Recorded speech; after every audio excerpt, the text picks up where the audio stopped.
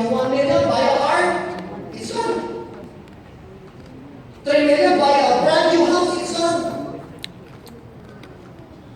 But the movement will well, we can explain later. Next. 70% users, because this is the one who's making the company stable, the users. Next. 20% retailers, and only 10% is our network builders. And you know what? The most wealthy people in here in Earth, or in our whole planet, is only 1%. They are the baby boomers. Then the sad part is, 97% of the resources, including money, 97% of the resources,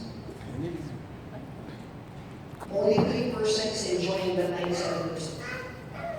And the remaining 3% resources, maybe the or the 97% poor people, they share that 3% resources.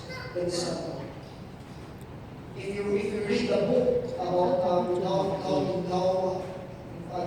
Why You Want You to Be Rich by Robert Kiyosaki and Donald Trump, in the late 80s, we're in the age is the industrial age. When your mother gave birth to you, you have 3 options or 3 chances. Actually 33%, but you will end up in a wealthy family. There's 3 types: wealthy, middle class, and poor. The most common is the poor. A lot of percentage that you end up that your parents are poor because there's the plenty, the masses and the poor. But right now, middle classes right now, they're extinct.